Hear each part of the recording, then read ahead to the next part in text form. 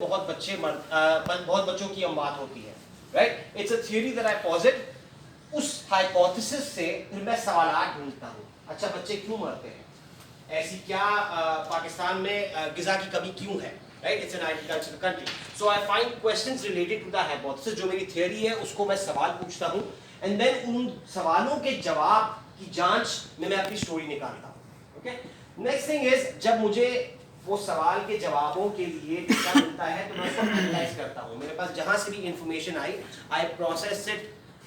जिस भी सॉफ्टवेयर पे, जिस भी टूल पे, एक्सेल पे करना है, गूगल स्प्रेडशीट पे करना है, I bring all of that data set into one processing software, processing tool, and I analyse it. इसकी एक पिक्चर बना। अच्छा, data is part of a story, it's not the whole story. अगर आपको कोई डेटा सेट मिलता है, कोई इंफॉर्मेशन मिलती है in the form of a table, for example, अगर आपको एक statistical data set मिला है जिसके अंदर numbers हैं, if you have a table, for example, malnourished बच्चे कितनी child mortality rate पे आपको एक data set मिल गया, right? So that becomes part of your story.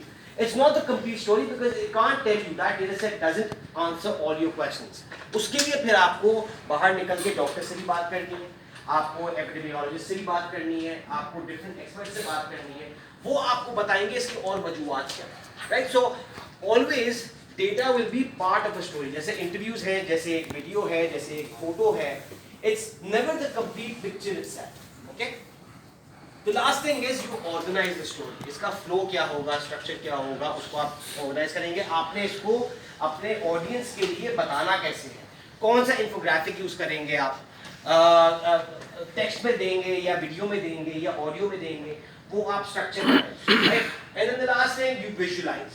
Visualise किस तरह से, जो मैंने अभी आपको इंफोग्राफिक्स दिखाए, वो आप ऑडियंस के लिए फ्रंट पे फाइनल प्रोडक्ट क्या किस फॉर्म में आएगा वो आप दिखाएंगे, राइट? किस तरह से दिखाएंगे वो आप विजुलाइज करें। So this is basically the different stages of a data story. एक एग्जांपल के तौर पे ये एक स्टोरी थी, अफगान जर्नलिस्ट ने की थी, and it's very relevant to the topic that you guys have been discussing. ये इन्होंने आप पेवॉल लगा दिया इस पे। It was a good story in sense के it didn't have a lot of infographics, but it had all the components of a data story. Now what they decided was they wanted to check के gender based violence, cases of violence against women में is mediation the best option, because एक intervention हुआ था अफगानिस्तान में कि एक law बना दिया था कि अगर कोई डोमेस्टिक अब्यूज के केसेस आते हैं तो उनको मीडिएशन से हल किया जाएगा rather than taking them to court. तो इन्होंने चेक ये किया कि so many years after this law was introduced, did the number of cases of gender-based violence fall or not? What they did for this was, एक team थी journalist की, उन्होंने क्या किया, सबसे पहले तो उन्होंने बैकग्राउंड रिसर्च की, advance Google search techniques. Advance Google search, आपने कभी गूगल एडवांस सर्च यूज किया है? Anyone's used it, right? So उसके अंदर क्या होता है कि you can set basic parameters, location set कर सकते हैं, ईयर सेट कर सकते हैं, किस टाइप की फाइल आनी चाहिए वो सेट कर सकते हैं। I can show you a bit more of that if someone is more interested after the session. लेकिन just to quickly बताने के लिए कि इन्होंने किस तरह से किया, they searched, they identified कि इस तरह की और स्टोरीज कहाँ हो चुकी हैं, right? So this is one thing that I used to.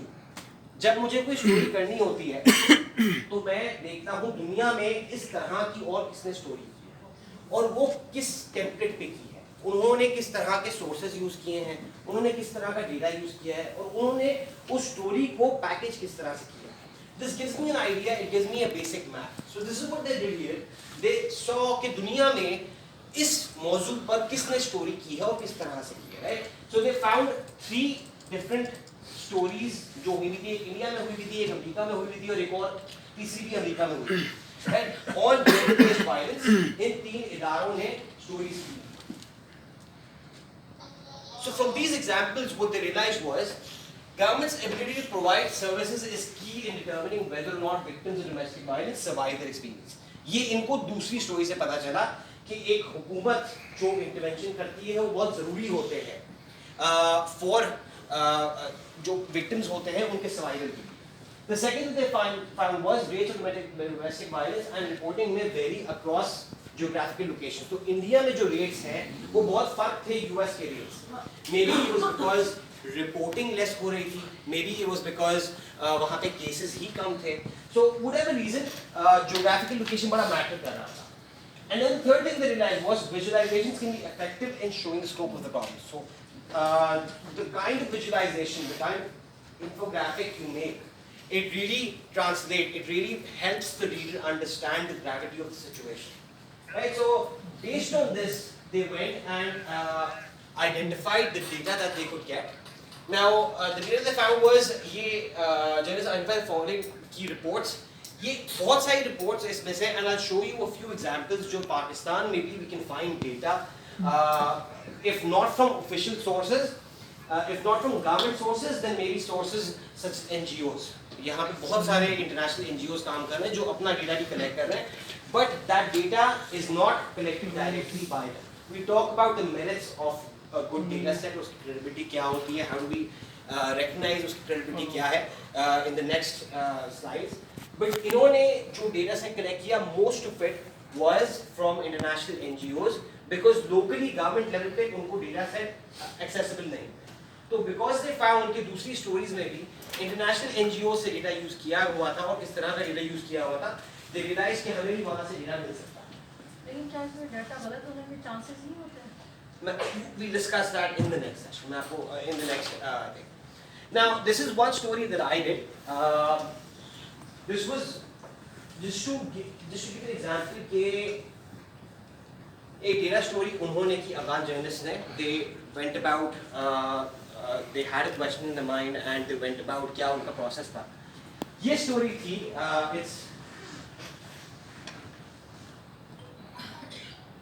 इसकी हेडलाइन इस तरह से इसलिए की because at the start of the coronavirus, ये स्टोरी की थी अप्रैल 2020 में, जब कोरोना वायरस के केसेस, मार्च में पहला केस आया गालिबन फेब के एंड में, अप्रैल तक इंफॉर्मेशन हर रोज एक नहीं आ रही।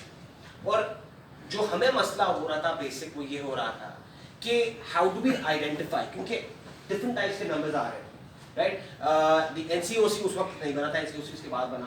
तो हमें जो इन्फॉर्मेशन आ रही थी वो आ रही थी केसेस कितने हो गए, हमें इन्फॉर्मेशन आ रही थी डेथ्स कितनी हो गई, लेकिन वो भी बड़ी स्कैटर्ड इन्फॉर्मेशन आ रही थी। There wasn't a concrete number. अगर हमें कोई हमारा रीडर सवाल करता था कि जी कोरोना वायरस की सिचुएशन क्या है पाकिस्तान में, we didn't have a concrete response, and we didn't have a concrete response because we didn't know the statistic, the metric with which to gauge कि कोरोना वायरस की सिचुएशन क्या है, right? So we sat down and we thought about कि भाई कौन सा ऐसा relevant number है, कौन सा ऐसा एक metric है जिससे आप बता सकें कि कोरोना वायरस की सिचुएशन पाकिस्तान में क्या है। So we got about doing a bit of research कि कौन-कौन से numbers available हैं, कौन से statistics आ रहे हैं, किस तरह के statistics confirmed cases आ रहे हैं, suspected cases आ रहे हैं, number of tests being conducted आ रहे हैं, case fatality rate, कितने cases positive आए उनमें से कितनों की अमवात हुई, ये वाला नंबर आ रहा था। reproduction ratio आ रहा था कि एक केस कितने केसेस को ट्रांसफर कर रहा है या ट्रांसमिट कर रहा है, locally transmitted केस का नंबर आ रहा था, पर कौन सा नंबर। सो इसके अंदर we decided based on the information we had, based on the statistics and the data we had, we decided that the number that helped recognize or determine the coronavirus situation was R, reproduction rate, which the word also recognized because R आपको क्या बताता था, उसका transmissibility fact, कि एक case कितने cases को transmit कर रहा है, right. So ultimately that was the number we decided कि हम ये यूज करेंगे टू आइडेंटिफाई कि ये केसेस क्या है। एंड ये पूरा background, it all started with the question what is the one number you want to tell our reader, right. So उसके लिए हमने बैकग्राउंड रिसर्च की, उसके लिए हमने एक हाइपोथेसिस बिल्ड किया, सवालात हमारे दिमाग में थे वो हमने पूछे, अपने आप से पूछे, जो हम इंफॉर्मेशन निकालना चाह रहे थे उससे हमने फिर तराशा, and then ultimately we came up with this.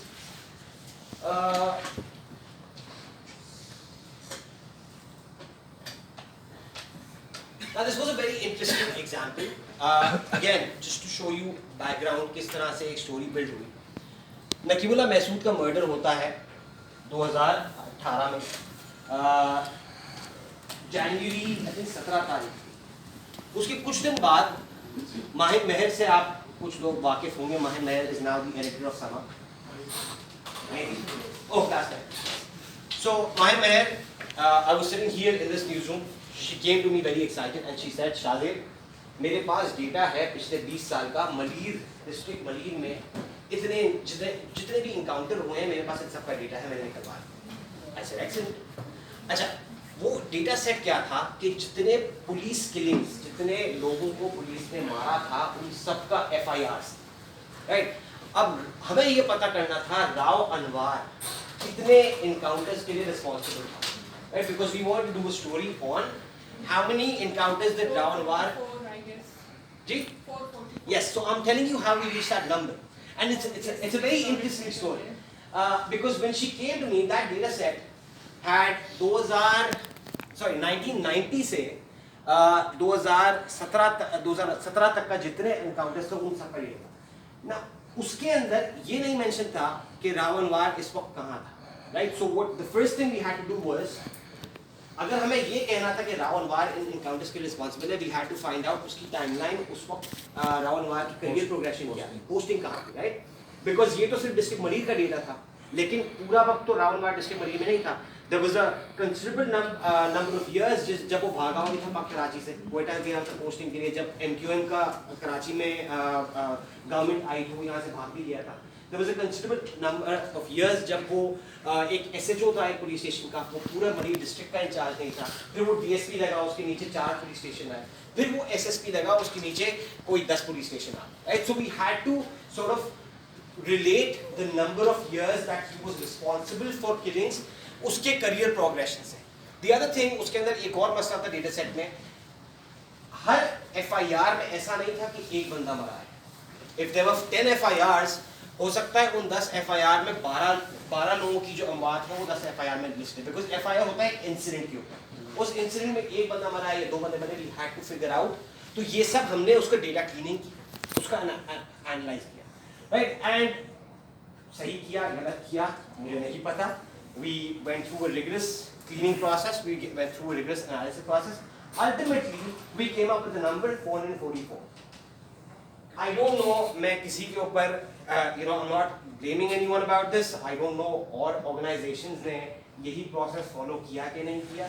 But the day the story is published in Friday Times, उसके 2 दिन बाद हर न्यूज़ चैनल ने 444 का नंबर आज तक चला है.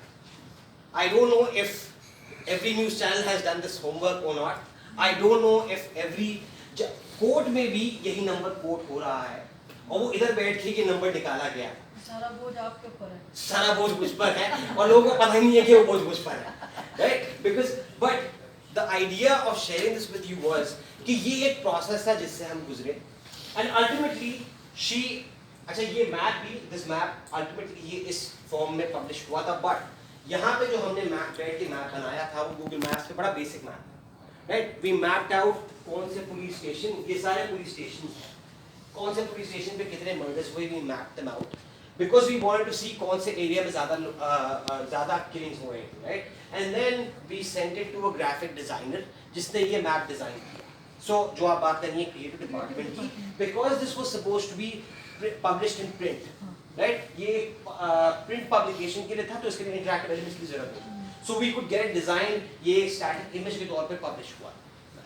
Okay, so just to sort of ये बैकग्राउंड आपको बता रहा था इसलिए कि इस तरह से ये process, it was a long process, it was about a week to clean up the data set because हमें और बहुत सारी इंफॉर्मेशन चाहिए थी। बट वो जो सवाल हमने पूछे, जो उस डेटा से हमने सवाल पूछे, ये सारे सवाल आपको कोई भी डेटा सेट मिले एंड आई एम श्योर आपको जो भी इंफॉर्मेशन मिलती है ये सारे सवाल आप वैसे ही पूछते हैं, बट पहला जो सवाल ये होता है कि ये किसने बनाया। जो भी डेटा सेट आपको मिला है वो आप पूछते हैं किसने बनाया। Why do we ask that? Authenticity, what else?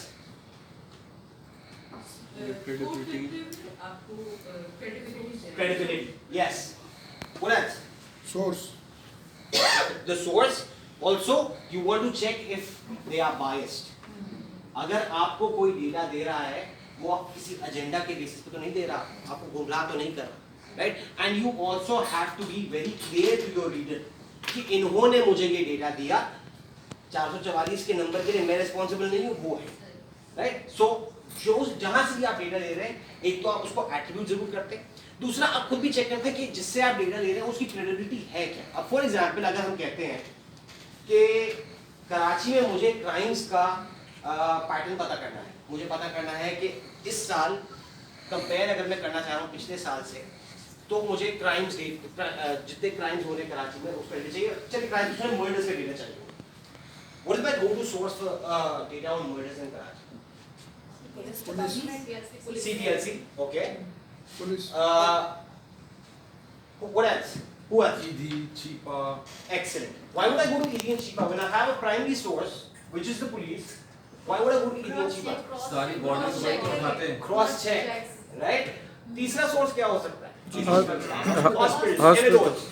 Right? Now, it's not like I don't trust the police. It's not like I'm saying मुझे पुलिस पे बिल्कुल भरोसा नहीं है. लेकिन I also know कि police will try to underestimate that data अपनी performance बेहतर दिखाने के लिए. Right? I'm not gonna say in my story police झूठ बोल रही है.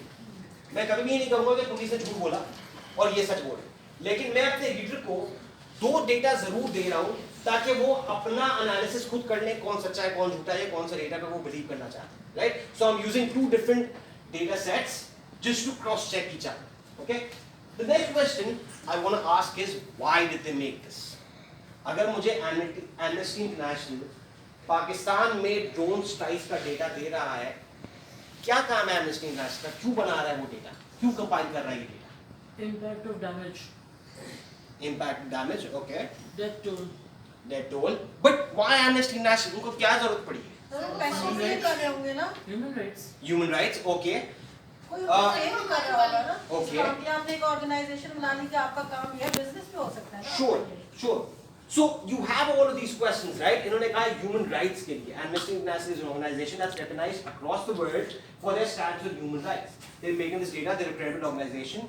और अगर वो कोई बात कह रहे हैं तो वो इतनी वो credible मानी जाती है, right? But there's other organizations, local organizations या obviously किसी ना किसी का agenda कहीं ना कहीं होता है, right? There's always an agenda for अगर वो कोई मेहनत कर रहा है तो maybe there is an agenda. You want to check कि ये data set इस organization में क्यों बना? ये सवाल आपको पूछना जरूरी है. Next question is when did they make it? Why do we ask this question? relevant करता है या नहीं? Timeliness, right? Timeliness. ये अगर data set 2014 में बनाया गया है तो कोई फायदा नहीं है. आज का situation बहुत change हो चुका है. How did they make it? This for me is the most important question. A question that almost is never addressed in stories. How did they make it? Why is this question important? NPPC के लिए cleaning के लिए. Cleaning के लिए, okay. Why else? Like जैसे बताया अभी आपने कि ये आपने contact है. सोर्सिंग डिफरेंट चूज किया ना, तो मतलब अगर कोई बंदा एक बना रहा था उसमें बाइस हो सकती है. Sure, okay. How did they compile a data set? किस तरह से compile किया गया? Why is this question important? Sir daily basis पर इसको कलेक्ट करके नहीं मतलब भाई Accuracy and इसी से तो data आता है ना. Exactly they are archiving data. किसी ने mention किया methodology. The methodology for me is the most underlooked but the most important thing in a data set. Because, for example, Alif Ayan कहता है या आप किसी भी UN का डेटा उठाएं वो कहता है कि 25% of women in this country have suffered from gender-based violence. क्या ये मतलब है कि वो UN की एजेंसी ने हर खातून को इस मुल्क में फोन करके पूछा? Is that accurate? नहीं ना. आपने उनकी methodology चेक करनी है, right? So Alif Ayan अगर कह रहा है, exactly. So sampling, right? So अगर It's an area. exactly. But what that methodology tells you is Pakistan के बारे में अगर वो डेटा सेट है, Pakistan is the universe, right? ये टेक्निकल टर्म है, Pakistan is called the universe. और जो सैंपल है, that sample should justify the universe. अगर अली फरहान कह रहा है पाकिस्तान में 2 लाख स्कूल में से 1 लाख स्कूल्स के पानी नहीं है, right? उसका sample should have covered all the variables. क्या वो रूरल अर्बन डिवाइड को फैक्टर इन किया उन्होंने स्कूल्स का डेटा कलेक्ट करते हुए? क्या उन्होंने सोशल इकोनॉमिक इंडिकेटर्स जो है उनको कवर किया? क्या पब्लिक प्राइवेट स्कूल्स को कवर किया? क्या उन्होंने सेकेंडरी प्राइमरी स्कूल्स सबको केटर फॉर किया? तो उनके डेटा सेट में अगर आपको उनकी मेथोडोलॉजी में आपको वो सैंपल जस्टिफाई कर रहा है for the universe, that means that sample is strong enough, right? तो लेकिन इनफ की तो हम बात करते हैं, लेकिन अभी जो रिसेंटली खवातीन की रिसर्च आई है आलमी सतह पर, जिसमें उन्होंने ये कहा है कि पाकिस्तान खतरनाक तरीन टॉप 5 ममालिक में शामिल है। हाँ, तो उन्होंने Top 5 कौन सी कंट्री? Dangerous countries. तो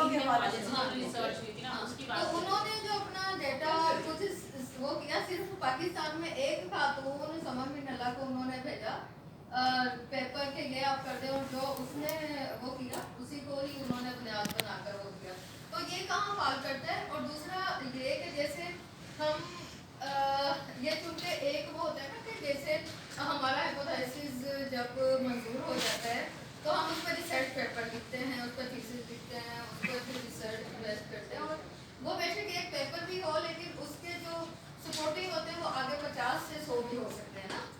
लेकिन हमारे जर्नलिज्म में जब हम बैलेंस रिपोर्टिंग की बात करते हैं तो ये बैलेंस रिपोर्टिंग में जर्नलिज्म में मैं भी कैसे आपको बात बता करते हैं? मैं भी आपको बता देखिए, जर्नलिज्म का ये तो नहीं आप मतलब एक्सपेक्ट कर सकते कि एक साहब ही 50-60 हाँ वही इसलिए हाँ।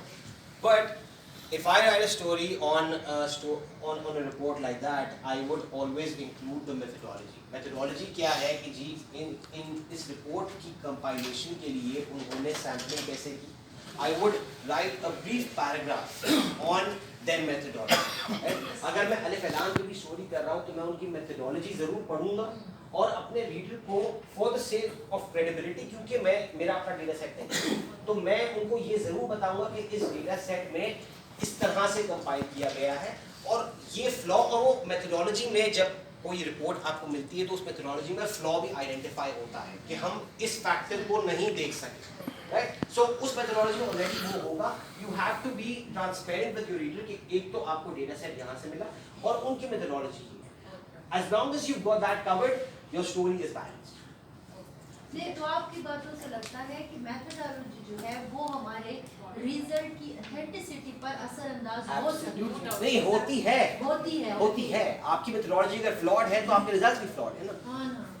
तो वो बिल्कुल होती है। But most of the time हम जो इनफैक्ट वो दिखा रहे होते हैं सियासतदानों के हवाले से एक वो क्या दिखा रहे होते हैं करप्शन इंडेक्स हम हाँ इंडेक्स दिखा रहे होते हैं। अच्छा उसमें तो मैंने जाके मेथोडोलॉजी में कई दफ़ा चीज़ें ढूंढने की कोशिश की तो वो तो सैम्पलिंग ही कर रहे हैं।